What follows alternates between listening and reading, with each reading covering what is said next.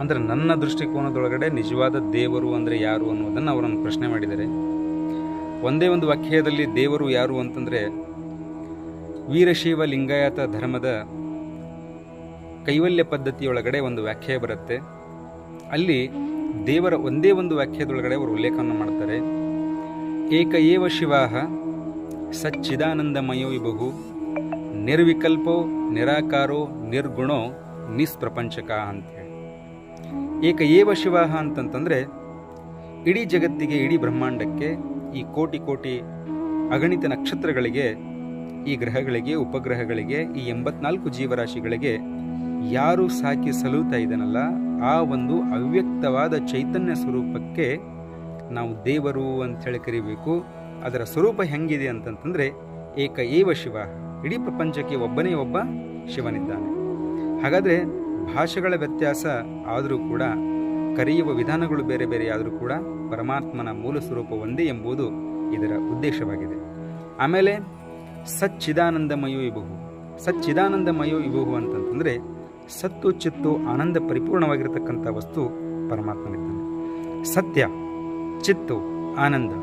ಸತ್ಯ ಅಂತಂತಂದರೆ ಭೂಮಿಯ ಮೇಲೆ ಹುಟ್ಟಿದ ಪ್ರತಿಯೊಂದು ಜೀವಿಗೂ ಒಂದು ದಿನ ಮರಣ ಖಂಡಿತವಾಗಿಯೂ ಸಂಭವಿಸಲೇಬೇಕು. ಆ ಕಾರಣದಿಂದಾಗಿ ಇಸ್ಲಾಂ ಧರ್ಮದಲ್ಲಿಯೂ ಕೂಡ ಹೇಳಿದ ಹಾಗೆ ಕುಲ್ಲು ನಫ್ಸಿ ಜಾಯಕತುಲ್ ಮೌತ್ ಅಂಥೇಳಿ, ಈ ಭೂಮಿಯ ಮೇಲೆ ಹುಟ್ಟಿದ ಪ್ರತಿಯೊಂದು ಜೀವಿಗೆ ಮರಣದ ಸವಿಯನ್ನು ಖಂಡಿತವಾಗಿಯೂ ಸವಿಯಲೇಬೇಕು ಅಂಥೇಳಿ. ಹುಟ್ಟಿದ ಪ್ರತಿಯೊಂದು ಜೀವಿಗೂ ಮರಣ ಎಂಬುದು ಖಚಿತವಾಗಿರತಕ್ಕಂಥದ್ದು. ಇದು ಶತಸಿದ್ಧ, ಇದು ನಿಸರ್ಗದ ಆದ್ಯ ನಿಯಮವಾಗಿದೆ. ಆ ಕಾರಣದಿಂದಾಗಿ ಯಾವ ವಸ್ತುವಿಗೆ ಹುಟ್ಟು ಇದೆಯೋ, ಯಾವ ವಸ್ತುವಿಗೆ ಸಾವು ಇದೆಯೋ, ಹಾಗಾದರೆ ಅದು ದೇವರು ಅಂಥೇಳಿ ಅನ್ಸ್ಕೊಳ್ಳಿಕ್ಕೆ ಸಾಧ್ಯ ಇಲ್ಲ. ಆತ ನಿರಂತರ ನಿರ್ಗುಣಿಯಾಗಿರ್ತಕ್ಕಂಥವನು. ಎಲ್ಲವೂ ಕೂಡ ಈ ಪ್ರಕೃತಿಯಿಂದ ಉದ್ಭವವಾಗಿರತಕ್ಕಂಥ ವಸ್ತು ಒಂದಲ್ಲ ಒಂದು ದಿವಸ ಈ ಪ್ರಕೃತಿ ಒಳಗಡೆ ಲೀನವಾಗಿ ಬಿಡುತ್ತೆ. ಆದರೆ ಪರಮಾತ್ಮನಿಗೆ ಮಾತ್ರ ಸಾವಿಲ್ಲ, ತೂಕಡಿಕೆ ಇಲ್ಲ, ನಿದ್ರೆ ಇಲ್ಲ. ಆತನ ಯಾವುದೇ ಕುಟುಂಬ ಸದಸ್ಯರನ್ನು ಆತ ಹೊಂದಿಲ್ಲ. ಚಿತ್ತು, ಚಿತ್ತು ಅಂತಂತಂದರೆ ಪ್ರತಿಯೊಂದು ವಸ್ತುವಿನ ಮೇಲೆ ಪ್ರತಿಯೊಂದು ಸೆಕೆಂಡ್ನಲ್ಲಿ ಪರಮಾತ್ಮನ ಒಂದು ಲಕ್ಷ್ಯ ಇರ್ತದೆ ಅಂಥೇಳಿ. ಒಂದು ಎಲೆಯ ಮರವು ಕೂಡ ತನ್ನ ಅಸ್ತಿತ್ವವನ್ನು ಕಳ್ಕೊಂಡು ಮುಪ್ಪಾವಸ್ಥೆಗೆ ಬಂದು ಉದುರಿ ತೆಳಗಡೆ ಬೀಳಬೇಕಾದ್ರೆ ಪರಮಾತ್ಮನ ಆಜ್ಞೆ ಇಲ್ಲದೆ ಅದು ಬೀಳಲು ಸಾಧ್ಯವಿಲ್ಲ.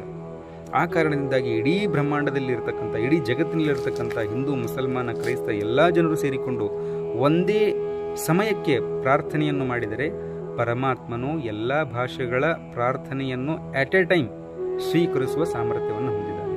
ಅದಕ್ಕೆ ಚಿತ್ತ ಅಂತ ಹೇಳ್ತೀವಿ. ಆಮೇಲೆ ಸತ್ಯ ಆಯಿತು, ಚಿತ್ತ ಆಯಿತು, ಆನಂದ. ಇಡೀ ಜಗತ್ತಿನಲ್ಲಿ ಭೂಮಿಯ ಮೇಲೆ ಹುಟ್ಟಿದ ಪ್ರತಿಯೊಂದು ಜೀವಿಗೂ ಕೂಡ ದುಃಖ ಅನ್ನುವುದು ಕಟ್ಟಿಟ್ಟಿರ್ತಕ್ಕಂಥ ಬುದ್ಧಿ. ಇದು ಮನುಷ್ಯನಿಗೆ ಸುಖ ದುಃಖ ಸರಿಸಮಾನವಾಗಿರ್ತಕ್ಕಂಥದ್ದು. ಆದರೆ ಪರಮಾತ್ಮ ಯಾವತ್ತೂ ಆನಂದಮಯವಾಗಿರ್ತಕ್ಕಂಥವನು. ಆತ ಸದಾ ಹಸನ್ಮುಖಿಯಾಗಿರ್ತಕ್ಕಂಥವನು. ಇಡೀ ಜಗತ್ತು ಎಲ್ಲೋ ಸೇರಿಕೊಂಡು ಆತನಿಗೆ ಪ್ರಾರ್ಥನೆ ಸಲ್ಲಿಸಿದರೆ ಆತನ ಗೌರವದಲ್ಲಿ ಕಿಂಚತ್ತೂ ಕೂಡ ಗೌರವದಲ್ಲಿ ಹೆಚ್ಚಾಗಲಿಕ್ಕೆ ಸಾಧ್ಯ ಇಲ್ಲ. ಇಡೀ ಜಗತ್ತೇ ಕೂಡಿಕೊಂಡು ದೇವನಿಗೆ, ಆ ಪರಮಾತ್ಮನಿಗೆ ತುಚ್ಛವಾಗಿ ಹೀಯಾಳಿಸಿದರೆ, ಬೈದರೆ ಆತನ ಗೌರವದೊಳಗಡೆ ಒಂದು ಕಿಂಚಿತ್ತೂ ಕೂಡ ಬದಲಾವಣೆಯಾಗುವುದು. ಅದಕ್ಕೆ ಆತ ಪರಿಪೂರ್ಣನಾಗಿರ್ತಕ್ಕಂಥವನು. ಅವನು ಸದಾ ಆನಂದ ಹಸನ್ಮುಖಿಯಾಗಿರ್ತಕ್ಕಂಥವನು. ಆಮೇಲೆ ಮತ್ತೊಂದು ಮಾತು ಬರುತ್ತೆ, ನಿರ್ವಿಕಲ್ಪ. ನಿರ್ವಿಕಲ್ಪ ಇದರ ಅರ್ಥ ಏನು ಅಂತಂತಂದರೆ ಅವನಿಗೆ ಯಾವುದೇ ರೀತಿಯಾಗಿರ್ತಕ್ಕಂಥ ಮನುಷ್ಯನ ಊಹೆಗೆ ನಿಲುಕುವ ಹಾಗೆ ಆತನಿಲ್ಲ. ಮನುಷ್ಯನ ಕಲ್ಪನೆಗೆ ಆತ ನಿಲುಕುವವನಲ್ಲ. ಪರಮಾತ್ಮ ಹಿಂಗೆ ಇದಾನಂಥೇಳಿ ಯಾವ ಮನುಷ್ಯನಿಂದನೂ ಕೂಡ ಹೇಳಲಿಕ್ಕೆ ಸಾಧ್ಯ ಇಲ್ಲ. ಎಷ್ಟೋ ಯುಗಪುರುಷರು, ಪ್ರವಾದಿಗಳು, ಪೀರ ಪೈಗಂಬರರು ಈ ಭೂಮಿಯ ಮೇಲೆ ಬಂದು ತಮ್ಮ ಸಂದೇಶವನ್ನು ನೀಡಿದ್ರು. ಆದರೆ ಪರಮಾತ್ಮ ಹೀಗೆ ಇದ್ದಾನೆ ಅಂಥೇಳಿ ಯಾವ ವ್ಯಕ್ತಿಯಿಂದಲೂ ಕೂಡ ಇಲ್ಲಿವರ ತನಕ ಹೇಳಲಿಕ್ಕೆ ಸಾಧ್ಯ ಇಲ್ಲ. ಅದಕ್ಕೆ ನಿರ್ವಿಕಲ್ಪ, ಮನುಷ್ಯನ ಕಲ್ಪನೆಗೆ ಆತ ಮೀರಿರ್ತಕ್ಕಂಥವನು.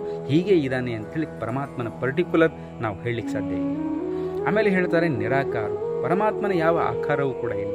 ಆತ ಹೀಗೆ ಇದ್ದಾನೆ, ಆತನ ಸ್ವರೂಪ ಹೀಗೆ ಇದೆ ಅಂಥೇಳಿ ಯಾವ ಮನುಷ್ಯನಿಗೂ ಕೂಡ ಹೇಳಲು ಸಾಧ್ಯವಿಲ್ಲ. ಅದಕ್ಕೆ ಇಸ್ಲಾಂ ಧರ್ಮದಲ್ಲಿಯೂ ಕೂಡ ಒಂದು ಸೂತ್ರ ಬರುತ್ತೆ, ಕುಲ್ ಹೂ ಅಲ್ಲ ವಹದ ಅಲ್ಲ ಉಸ್ಸಮದ್ ಲಮ್ಮಿ ಎಲಿದ ವಲಮ್ಮಿ ಯೂಲದ ವಲಮ್ಮಿಯ ಕುಲ್ಲಹೂ ಕುಫುವನ್ನ. ಓ ಜನರೇ, ಹೇಳಿರಿ, ಇಡೀ ಬ್ರಹ್ಮಾಂಡವನ್ನು, ಇಡೀ ಪ್ರಪಂಚವನ್ನು ಹುಟ್ಟಿಸಿದ ನಿಮ್ಮೆಲ್ಲರ ಪ್ರಭು ಒಬ್ಬನೇ. ಆತನಿಗೆ ತಂದೆ ಇಲ್ಲ, ಆತನಿಗೆ ತಾಯಿ ಇಲ್ಲ, ಆತನಿಗೆ ಬಂಧು ಬಳಗವಿಲ್ಲ, ಆತನಿಗೆ ತೂಕಡಿಕೆ ಇಲ್ಲ, ಆತನಿಗೆ ನಿದ್ರೆ ಇಲ್ಲ. ಆತ ಸದಾ ನಿರಂತರ ನಿರ್ಗುಣಿಯಾಗಿರ್ತಕ್ಕಂಥವನು. ಹಾಗಾಗಿ ಪರಮಾತ್ಮನ ಯಾವುದೇ ಗುಣ ಆಗಲಿ ಸ್ವರೂಪ ಆಗಲಿ ಇಲ್ಲ ಅಂಥೇಳಿ ಅವರು ಉಲ್ಲೇಖವನ್ನು ಮಾಡ್ತಾರೆ. ನಿಸ್ಪ್ರಪಂಚಕ, ಆತ ಯಾವುದೇ ರೀತಿಯಾಗಿರ್ತಕ್ಕಂಥ ಪುಲ್ಲಿಂಗವಾಗಿರಬಹುದು, ಸ್ತ್ರೀಲಿಂಗವಾಗಿರಬಹುದು, ನಪುಂಸಕಲಿಂಗವಾಗಿರಬಹುದು, ಯಾವ ವರ್ಗಕ್ಕೂ ಕೂಡ ಆತ ಸೇರಿದವನಲ್ಲ. ಹೀಗಾಗಿ ಪರಮಾತ್ಮ ಯಾರು ಅಂತಂತಂದರೆ ಒಂದೇ ಒಂದು ವ್ಯಾಖ್ಯೆಯಲ್ಲಿ ಹೇಳುವುದಾದರೆ ಒಂದು ಗ್ಲಾಸ್ ನೀರನ್ನು ನಾವು ತೆಗೆದುಕೊಂಡು ಅದಕ್ಕೆ ಕನ್ನಡದಲ್ಲಿ ನೀರು ಅಂತೇಳಿ ಕರಿಬಹುದು, ಆಂಗ್ಲ ಭಾಷೆಯಲ್ಲಿ ವಾಟರ್ ಅಂತೇಳಿ ಕರಿಬಹುದು, ಹಿಂದಿ ಒಳಗಡೆ ಅದಕ್ಕೆ ಪಾನಿ ಅಂತೇಳಿ ಕರಿಬಹುದು. ಕರೆಯುವ ವಿಧಾನಗಳು ಬೇರೆ ಬೇರೆಯಾದರೂ ಕೂಡ ಆ ನೀರಿನ ಮೂಲ ಸ್ವರೂಪ ಹೇಗೆ